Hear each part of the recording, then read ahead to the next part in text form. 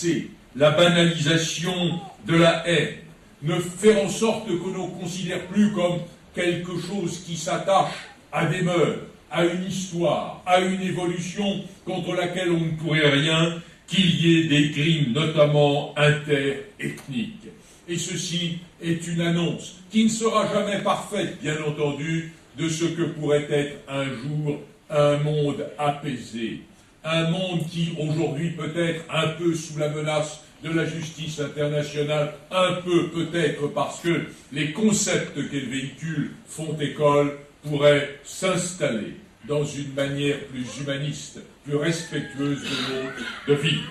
Pour terminer, car j'ai déjà été trop long, je voudrais dire à celles et ceux qui sont ici devant nous, qui ont un lien direct avec ce Darfour, lieu où tant de crimes ont été commis sans que quelque raison puisse les expliquer, si ce n'est une sorte de folie humaine et une sorte de goût intarissable pour la barbarie, que je suis heureux de les voir, et que pour eux, comme pour leurs frères restés là-bas, je souhaite que s'instaure, quelles qu'en soient les causes, quelles qu'en soient les raisons, peut-être à cause de grains de sable, comme la réunion d'aujourd'hui, une sorte de paix humaine, de paix universelle. C'est ce que je souhaite à tous. Bon colloque, merci.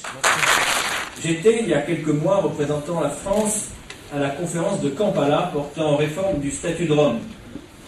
Et j'ai été extrêmement surpris, agréablement surpris, du nombre d'intervenants africains, de la société civile africaine et même de représentants de gouvernements africains venus dire à la tribune que le scandale, ce n'est pas que des chefs d'État africains soient visés aujourd'hui par la Cour, c'est que pendant des décennies dans ce continent on ait pu massacrer dans l'indifférence du monde.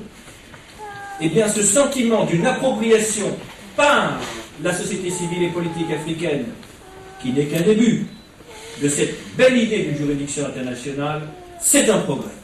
La situation au Darfour reste, mesdames et messieurs, dramatique. Il n'y a pas d'autre mot. Personne, et c'est certainement pas la diplomatie française qui le ferait, ne cherche à minimiser la réalité des souffrances, des crimes qui continuent, en ce moment même, d'être perpétrés dans cette région du monde. Tout ce que je vois me ramène à la conclusion que les droits de l'homme ne sont pas portés par les États, les institutions, ils le sont d'abord par des gens courageux, qui n'ont pas peur de marcher contre l'opinion, de marcher contre le vent, qui parfois prennent tous les risques pour défendre ces droits, pour les invoquer. Et je voudrais leur rendre hommage parce que sans eux, il n'y aurait pas eu la mobilisation qui a permis quand même un début de prise de conscience et de réaction de la société internationale. Ce n'est pas une guerre civile, c'est une guerre contre les civils. Ça, c'est la question.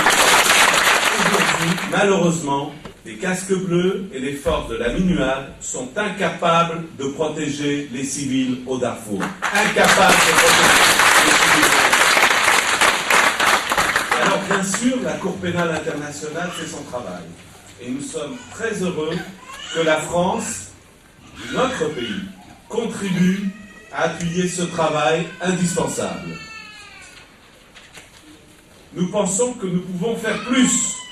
Nous pensons, si Bébé veut bien me laisser parler, nous pensons que l'on peut sanctionner le gouvernement soudanais, geler les avoirs des dirigeants du Soudan, imposer des sanctions économiques à ce pays pour qu'effectivement il recule et accepte de négocier une vraie négociation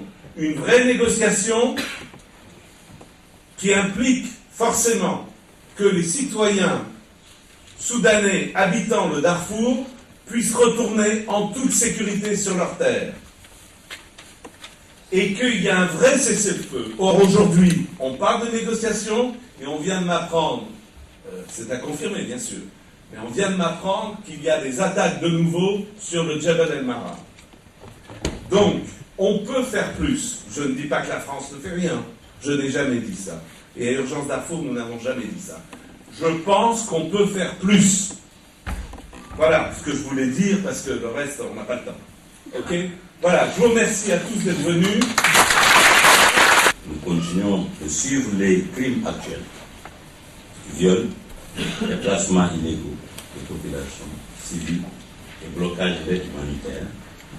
Le bureau considère l'ouverture d'une nouvelle affaire. Toutes sortes d'obstacles sont aujourd'hui en train d'être posés par le gouvernement qui non seulement ne collabore pas à la mise en œuvre de la demande d'arrêt, ça veut dire que Bachir accepte de répondre, et les autres.